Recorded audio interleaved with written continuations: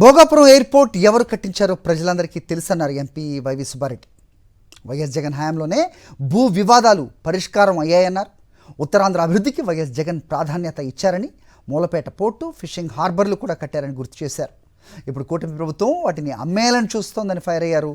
ప్రభుత్వ ఆస్తులను ప్రైవేట్ వ్యక్తులకు కట్టబెట్టాలని ప్రయత్నిస్తోందని కూటమి సర్కార్పై ఫైర్ అయ్యారు వైవి సుబ్బారెడ్డి.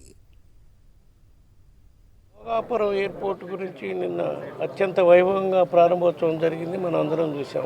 కానీ దాని వెనక ఏం జరిగింది, ఎట్లా గవర్నమెంట్ ఏం చేసింది అనేది వాస్తవాల్లోకి పోతే తెలుస్తుంది. వాళ్ళు క్రెడిట్ చేశారని వీళ్ళు క్రెడిట్ చేశాడు. అక్కడ ప్రజలకు కూడా తెలుసు ఎవరు అక్కడ ల్యాండ్ ఎక్విజిషన్ ప్రాబ్లమ్స్ అన్నీ సార్ట్అవుట్ చేసి కాంపెన్సేషన్ మొత్తం ఏ విధంగా పే చేసి అక్కడ రైతులకు ఎవరికి అన్యాయం జరగకుండా ఎయిర్పోర్టు భూమి పూజ చేయటమే కాక భూమి పూజను చేసిన రోజే పబ్లిక్ మీటింగ్లో ఎయిర్పోర్ట్ డెవలప్ చేసే జిఎంఆర్ సారథ్యంలో చెప్పడం జరిగింది. ఖచ్చితంగా ఈ ఎయిర్పోర్టు 2.5 సంవత్సరం లోపల 3 సంవత్సరాలని డెవలప్ చేసేవాళ్ళు చెప్తే డయాస్ మీద 2.5 సంవత్సరాలకే చేసి ఇవ్వాలి, మా ప్రాంతం అభివృద్ధి కావాలి అంటే, ఉత్తరాంధ్ర అభివృద్ధి కావాలంటే ఈ ఎయిర్పోర్ట్ ఇంపార్టెంట్ అని చెప్పింది వైఎస్ఆర్ కాంగ్రెస్ పార్టీ ప్రభుత్వం ఉన్నప్పుడు అప్పటి ముఖ్యమంత్రి జగన్మోహన్ రెడ్డి గారు.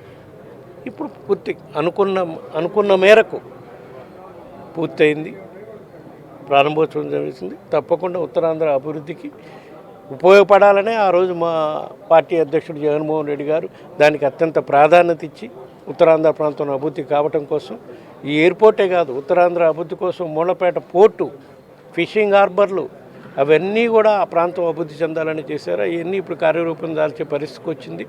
కాబట్టి ఉత్తరాంధ్ర పోర్టులు మొత్తం ఫినిష్ అయ్యి కంప్లీట్ చేస్తుంటే పోర్టులు ప్రజలకు అందుబాటులోకి వచ్చే పోర్టులు మళ్ళీ వీళ్ళు ప్రైవేటైజేషన్ పేరుతో అమ్మేయాలని చూస్తున్నారు.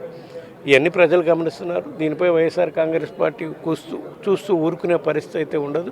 తప్పకుండా ఎక్కడెక్కడైతే వీళ్ళు పోర్ట్స్ను కానివ్వండి, ఫిషింగ్ హార్బర్స్ను కానివ్వండి, ప్రజల ఆస్తి ప్రభుత్వ ఆస్తులను ప్రైవేట్ వ్యక్తులు కట్టబెట్టాలని చూస్తారో తప్పకుండా వాటిపై మేము పోరాటం చేస్తామని చెప్తున్నాం.